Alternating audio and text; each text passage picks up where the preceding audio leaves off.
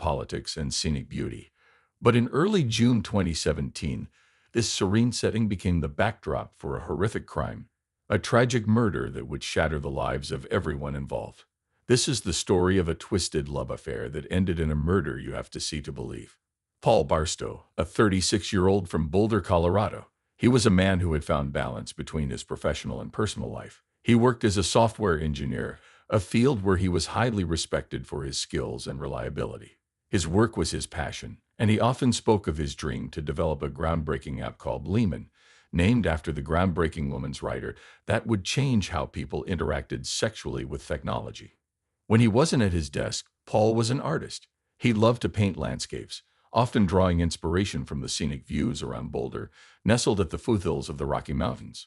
Paul was a devoted father to his two young children from a previous marriage.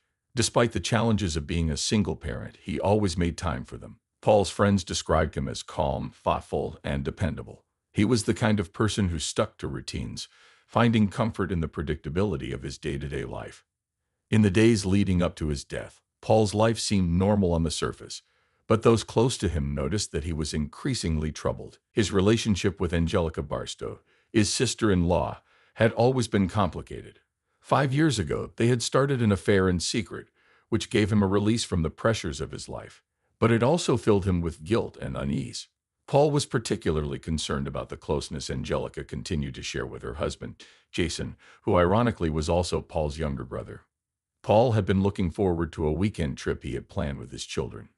He had rented a cabin near Est Park, hoping to spend some quality time away from the complications at home. He talked about visiting the Stanley Hotel, famous for inspiring Stephen King's The Shining, and maybe taking his kids on a ghost tour.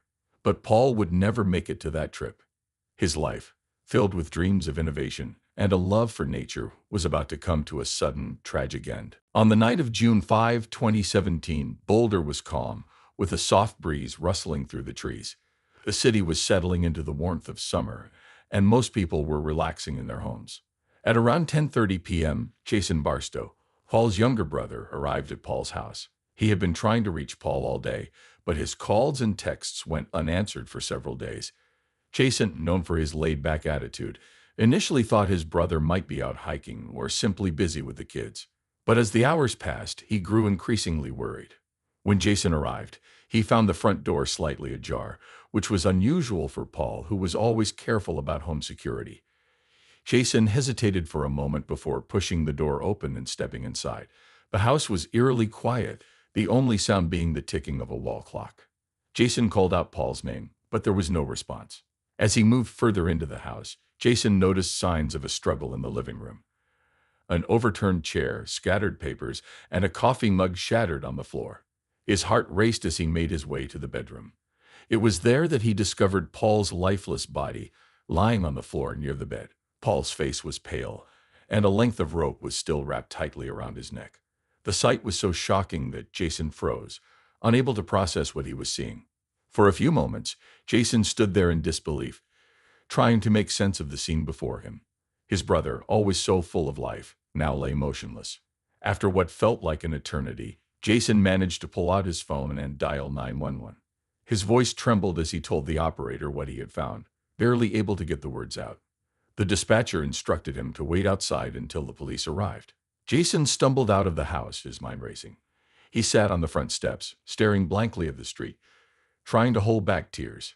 Within minutes, the sound of sirens filled the air as Boulder police arrived on the scene. Neighbors peeked out from their windows, drawn by the flashing lights, but Jason couldn't bring himself to look at anyone.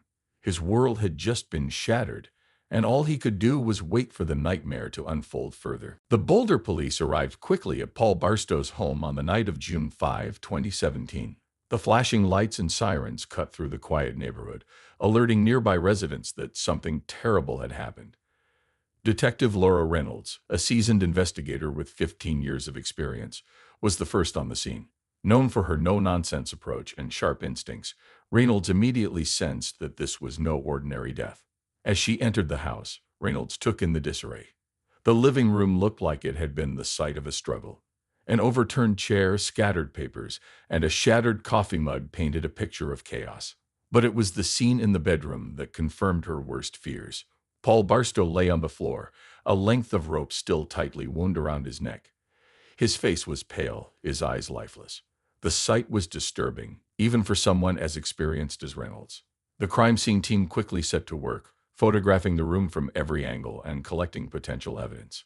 They dusted for fingerprints, took samples from the rope, and carefully bagged the shattered pieces of the coffee mug. Reynolds noticed the position of Paul's body. His hands bore defensive wounds, and there were signs of bruising around his neck and face. To her, this clearly pointed to a violent struggle, suggesting that Paul had fought for his life. However, not everyone on the team was convinced. As the investigation progressed, a controversy began to brew.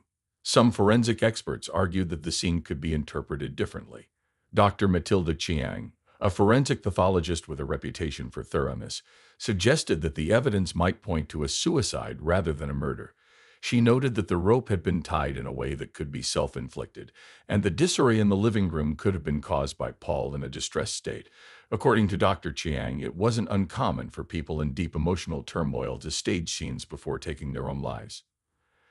This conflict between several different experts created tension within the investigation. On one side, Detective Reynolds and her team were convinced that Paul had been murdered, possibly during a violent struggle. On the other side, Dr. Chiang and her supporters argued for a more nuanced interpretation, one that considered the possibility of suicide. The disagreement slowed the investigation, as the team was forced to consider both possibilities, examining every piece of evidence from multiple angles. As the days passed, the pressure on the Boulder Police Department grew. The media caught wind of the conflicting theories, with local outlets like the Denver Post, a newspaper renowned for its hard-hitting investigations, running stories that questioned whether the police were pursuing the right leads. The controversy only added to the anguish of Paul's family, who were desperate for answers. They wanted to know what had really happened to the man they loved, and they demanded that the police uncover the truth, whether it pointed to murder or suicide. Angelica Barstow, Paul's sister-in-law, quickly became the first person of interest in the investigation. At 34, Angelica was known in Boulder for her quirky personality. She ran a YouTube channel with almost 100,000 subscribers called Fairy Works, where she posted videos about her interactions with fairies and other spiritual beings. The channel had gained quite a lot of attention, including from newspapers and some online outlets, but mostly for the wrong reasons. Viewers attacked her by the thousands, leaking hateful comments saying everything she was talking about was fake and that she was a liar. And by June 2017, the negativity had begun to take its toll on Angelica's mental health. Angelica's marriage to Jason Barstow, Paul's younger brother, had been rocky for years. Friends and neighbors had noticed their frequent public arguments, with Angelica often seen viciously berating Jason. On one occasion, she even forced him to strip in public and humiliate himself, yelling at him to declare that he was a loser. These incidents painted a picture of a woman on the verge of a nervous breakdown. The police were aware of these issues as they began their investigation. Detective Laura Reynolds, leading the case, focused on Angelica's possible motive. It was no secret that Angelica had felt trapped in her marriage, and her affair with Paul had provided her with an escape. The affair had been passionate and secretive, with several sexually explicit texts between Angelica and Paul found on Paul's phone. But as Paul began to pull away, possibly due to the increasing tension and fear in his life, Angelica's feelings of desperation and betrayal might have deepened. During her interrogation, Angelica was calm, almost detached. She admitted to the affair, but insisted that she had nothing to do with Paul's death. "The fairies told me he was pulling away," she told Detective Reynolds. "But Lady Luna Lovegood as my witness. I would never hurt him. I loved him." However, her demeanor struck Reynolds as strange, too composed, given the circumstances. The detective noticed how Angelica's eyes darted around the room whenever she was asked about her relationship with Paul, as if searching for an answer. As the questioning continued, Angelica began to display signs of agitation. She denied any involvement in Paul's death, but couldn't explain where she had been on the night of the murder. Her alibi was vague, and when pressed for details, she became defensive. "I don't have to tell you everything, the fairies will," she snapped at one point, her voice rising. The police took note of her behavior, which only fueled their suspicions. Despite her denials, the evidence against Angelica was circumstantial at best. The texts showed that the affair was real, but they didn't prove that she had murdered Paul. Still, her unstable behavior and the tension in her marriage made her a prime suspect. As the investigation continued, Detective Reynolds and her team kept a close eye on Angelica, waiting for any slip-up that might reveal more about her involvement in Paul's death. Next on the list of suspects was Jason Barstow, Paul's younger brother and Angelica's husband. Jason, 29, was known around Boulder as a charming but aimless man. He had drifted from job to job, never quite finding his footing. His easygoing attitude made him well-liked, but it also led to frequent clashes with Angelica, who was frustrated by his lack of ambition. Jason's relationship with Paul was strained, not just because of his affair with Angelica, but also due to the deep-seated envy he harbored for his older brother's success and stability. The police were aware of this sibling rivalry as they began questioning Jason. Detective Laura Reynolds, who was leading the investigation, found Jason to be cooperative but visibly nervous. When asked about his whereabouts on the night of Paul's death, Jason claimed he had been at a local bar, The Sink, watching the Rockies game and chatting with some friends. However, when the police checked his alibi, it didn't hold up. The bartender didn't remember seeing Jason that night, and none of the regulars could confirm his presence either. Jason's inconsistencies made the police suspicious, but there was more to consider. The tension in his marriage to Angelica had been no secret. Friends had noticed how Jason often tried to avoid confrontations with his wife, retreating into his easygoing nature whenever things got heated. But beneath his laid-back exterior, there was a man who had grown increasingly resentful of his brother's long-term affair with Angelica. Paul had everything Jason wanted: a successful career, a stable life, and for a while, a sexual relationship with Jason's own wife. During his interrogation, Jason tried to downplay the affair's impact on him. "Yeah, I was mad," he admitted to Detective Reynolds. But then he said he wasn't going to do anything about it since Paul was his brother, and while had our differences, he would never hurt Paul. His voice was steady, but Reynolds noted the way Jason's hands fidgeted constantly, a sign of his unease. The police pressed Jason about his relationship with Angelica, particularly the public arguments that had been witnessed by neighbors.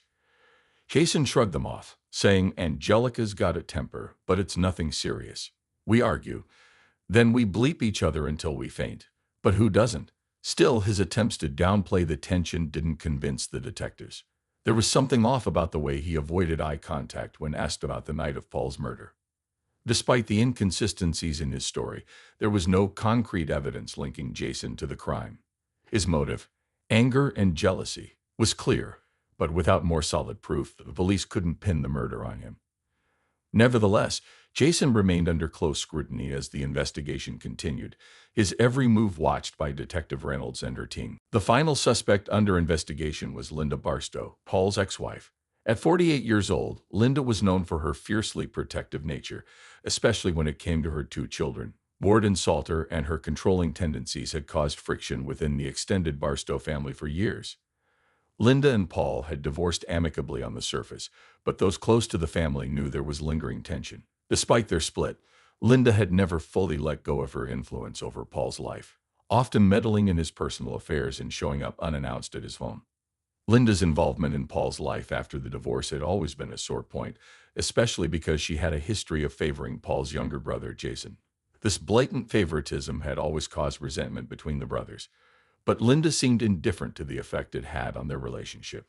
In fact, she had been especially close to Jason, even going so far as to engage in a brief affair with him when he was barely 18 years old. This past sexual interlude was a poorly kept secret, and it added an uncomfortable layer to the family dynamics. When the police brought Linda in for questioning, she was composed but defensive. Detective Laura Reynolds led the interrogation, asking about Linda's relationship with Paul in the months leading up to his death. Linda insisted that she had moved on from their marriage and that their relationship was strictly about co-parenting. "I was over the bleep a long time ago," she stated firmly.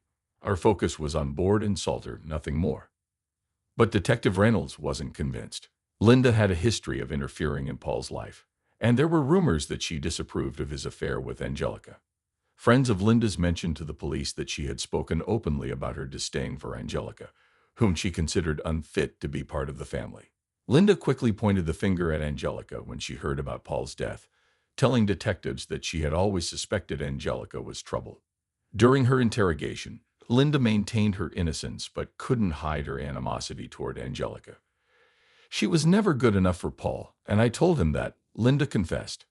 "I didn't want the bleeping bleep anywhere near my bleeping kids." Despite her strong feelings, Linda denied any involvement in Paul's death, insisting that she would never harm him, especially because of the impact it would have on their children. The police were left with a puzzle. Linda had motive, protectiveness over her children and resentment toward Angelica. But like Jason, there was no hard evidence linking her to the crime. Her strong personality and controlling nature made her a person of interest. But without more concrete proof, the detectives couldn't proceed with an arrest.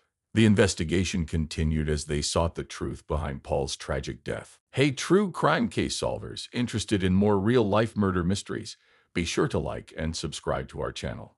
And do you have any thoughts about this case or have a case of your own you'd like us to investigate? Leave us a comment. Stay safe, true crime case solvers. On July 12, 2017, just when the investigation seemed to be hitting a dead end, a new piece of evidence emerged that changed everything. That morning, the weather was warm and sunny, typical for Boulder in early summer. A neighbor was walking her dog named Mary Sinclair Varlets when she noticed something unusual in the Barstow's trash can, which had been left out by the curb. Being a bit nosy by nature, she peeked inside and saw what appeared to be a torn piece of fabric stained with blood. Disturbed by the sight, she immediately called the police. Detective Laura Reynolds and her team arrived quickly on the scene. They retrieved the fabric, which was identified as a piece of shirt, frayed at the ends, and soaked in what was confirmed to be Paul Barstow's blood. This discovery was significant. It directly contradicted the suicide theory and pointed to a violent struggle. The shirt matched the DNA found around Paul's neck, making it a key piece of evidence in the investigation. Forensic experts were called in to analyze the rope and the bloodstains further. They also scored the Barstow's trash can for any other clues, finding nothing else of immediate interest. However, the presence of the rope was enough to reignite the investigation.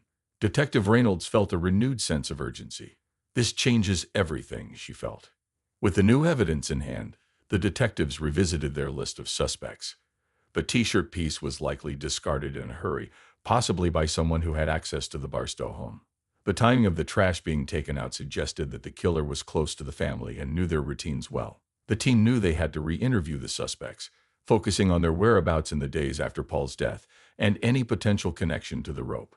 The discovery of the bloodied t-shirt piece marked a turning point in the investigation. It provided the detectives with the crucial evidence they needed to rule out suicide definitively and focus their efforts on finding the killer. The search for justice for Paul Barstow was far from over, but now the police had a new lead that could finally bring the truth to light. On July 15, 2017, Detective Laura Reynolds and her team made a breakthrough in the investigation. After weeks of questioning and collecting evidence, they identified Angelica Barstow as the prime suspect in Paul Barstow's murder. Angelica, 34, was Paul's sister-in-law and had been in a secret 5-year-long affair with him. Her strange behavior, including her obsession with fairies on her YouTube channel and the emotional turmoil she exhibited, had raised suspicions among the detectives. Angelica's alibi had fallen apart. Initially, she claimed she was at home with her children on the night of Paul's murder, but neighbors reported seeing her Chevy Malibu parked near Paul's house around the time of the crime. Moreover, Angelica's erratic behavior and emotional outbursts have been noted by several people, including her friends and family. Her YouTube channel, Fairy Works, where she talked about fairies as if they were real, had also gained a reputation for its bizarre content, which seemed to reflect her unstable mental state. On the morning of June 15, detectives arrived at Angelica's home to execute an arrest warrant. Angelica was found at her kitchen table, looking disheveled and anxious, wearing just a bra and nothing else. When the police explained that she was being arrested for Paul's murder, Angelica reacted with shock. Her face went pale, and she began to cry. "I didn't do it," she sobbed. "The fairies made me do it." Her claims about fairies seemed out of place and further raised doubts about her mental condition. Angelica was taken into custody, and the police conducted a thorough search of her home. They found more evidence linking her to the crime, including personal items belonging to Paul and additional pieces of rope that matched the one found in the trash. As the detectives interviewed her, Angelica continued to insist that she had been manipulated by fairies, a claim that seemed somewhat irrational. During her arrest, Angelica appeared bewildered and frightened, unable to comprehend the seriousness of the situation. Her emotional outbursts and strange explanations only deepened the police's belief that she was involved in the murder. Detective Reynolds described the arrest as a crucial step in solving the case. The arrest of Angelica Barstow sent shockwaves through Boulder. The community was stunned to learn that the seemingly devoted mother and wife could be involved in such a heinous crime. As the investigation moved forward, the focus shifted to understanding Angelica's motive and mental state, as the details of her involvement in Paul's murder continued to unfold. The trial of Angelica Barstow began on August 7, 2018, in Boulder County Court. The courtroom was filled with tension as people gathered to see justice for Paul Barstow. The case had attracted some media attention, with local news outlets closely covering each development. Angelica's trial was marked by intense emotions and dramatic courtroom moments. The prosecution, led by District Attorney Rachel Stone, argued that Angelica had planned and carried out Paul's murder. Stone, a 42-year-old attorney known for her tough stance on violent crimes, painted a clear picture of Angelica's motive. Stone argued Angelica's jealousy and unstable mental state led her to commit the horrific act of murdering her brother-in-law/lover. She highlighted Angelica's affair with Paul and her erratic behavior, including her bizarre claims about fairies manipulating her actions. The defense, represented by 50-year-old attorney Harold Green, took a different approach. Green argued that Angelica was suffering from severe mental illness and was not fully responsible for her actions. Green told the court that Angelica was in the grip of a psychological breakdown. He presented evidence of Angelica's ongoing struggles with mental health, including her obsession with fairies and her unstable behavior, suggesting that she was not in her right mind when the crime occurred. During the trial, Paul's family attended each day, their faces etched with sorrow. They watched as details of Paul's murder were laid bare, including the evidence of the bloody rope and Angelica's troubled past. The emotional toll on the family was evident as they heard about the affair and Angelica's claims about fairies. After several days of testimony and closing arguments, the jury deliberated and reached a verdict on August 14, 2018. Angelica Barstow was found guilty of first-degree murder. The jury's decision was met with a mix of relief and sadness from Paul's family, who felt that justice had been served, but were still grieving their loss. On August 21, 2018, Angelica was sentenced to life in prison without the possibility of parole. The judge's decision was a reflection of the severity of her crime and the impact on Paul's family. The verdict was seen as a fair punishment by many, though some argued it was too harsh, given Angelica's mental health issues. For Paul's family and friends, the trial and sentencing brought a sense of closure but could not undo the pain of their loss. The case remained a tragic reminder of how complex and devastating personal relationships can be. After Angelica Barstow's conviction and sentencing, life in Boulder began to shift back to normal, though the impact of the case lingered for many involved. Angelica Barstow was transferred to the Colorado Department of Corrections, where she would serve her life sentence without the possibility of parole. Her life in prison was marked by ongoing psychological evaluations to address her mental health issues. While her exact location within the prison system was not publicized for security reasons, it was known that she received regular counseling and medical care. Her claims about being influenced by fairies remained a topic of discussion, both among inmates and in media reports. Jason Barstow, Angelica's husband, faced a tough road ahead. The 29-year-old had to rebuild his life. He continued to work on his personal and professional life, trying to provide stability for his family amid the upheaval. His reputation was affected by the scandal, and he struggled to find steady employment in Boulder, a city that had followed the case closely. Linda Barstow, Paul's ex-wife, also dealt with the aftermath of the trial. Her relationship with Paul's family was strained, and her public criticism of Angelica had made her a controversial figure. Linda continued to be active in community affairs, but faced criticism for her involvement in the case. She focused on her career and personal life while navigating the fallout from the trial. Paul Barstow's family, including his two young children, found some measure of closure with the trial's conclusion. They received counseling to help them cope with their loss and the public nature of the case. They continued to honor Paul's memory through private gatherings and by sharing stories of his life and work. The Boulder community also rallied around them, offering support and sympathy as they